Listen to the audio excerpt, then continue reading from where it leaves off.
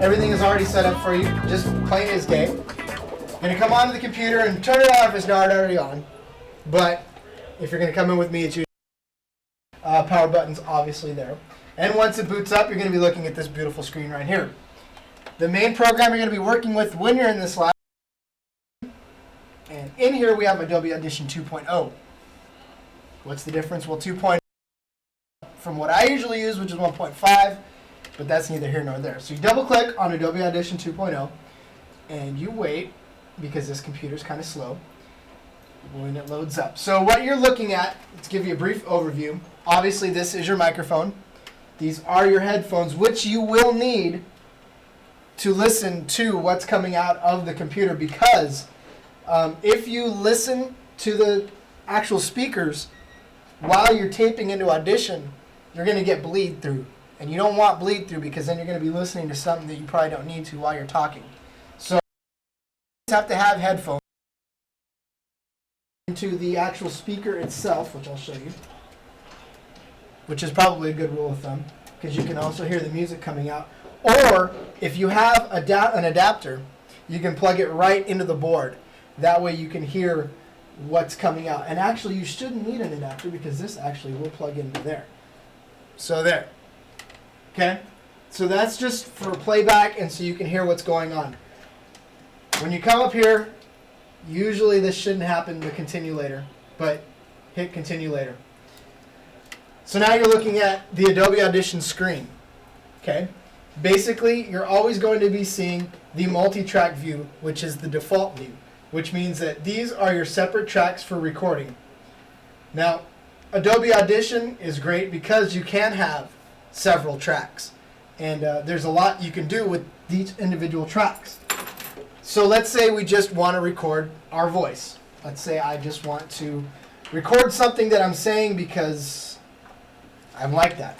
Well, here's how it works. Okay, from the board, you want to make sure that your mic is on. Okay, well, first of all, you want to make sure the board is on. You take for granted that it's on all the time, but there's a power button right behind here, and if we can just sort of tilt this board up a little bit, the power button is in the back, okay, and always on. So it's easy because you're just going to flip it up. Okay, so if the board's not on already, turn it on. Alright, so now here's what we're looking at. Okay, we're looking at the board. It's all on. You want to make sure that your mic, right here, is on. Now, for those of you who aren't familiar with the way board works, this is your, I know what it's called, but no. This is your meter. This is your VU meter, okay? And this is what's going to show you your levels. And you normally want to keep it right around the yellow part. You don't want to stay too much in the red, because if you're in the red, then you're peaking, which is where I'm famous for being. So I'm a little bit too hot right now, so I'm going to turn myself down using this slider right here into where I'm an acceptable level, which is right now I'm at right about where I need to be. It's okay if every once in a while you touch the red, and that's not going to do too much damage, but you just don't want to live right there in the red. So I am good now on my level. Most of you guys are familiar with EQs because you use them in your car stereo. There's the treble, the mid-range, and the bass.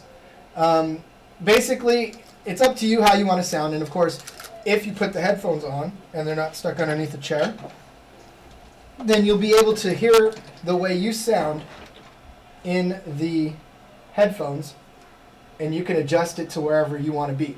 Okay? So that's there. So now let's record. Okay? We have our mic level set. Now we want to record. So in Audition, like we said, we have our individual track listing.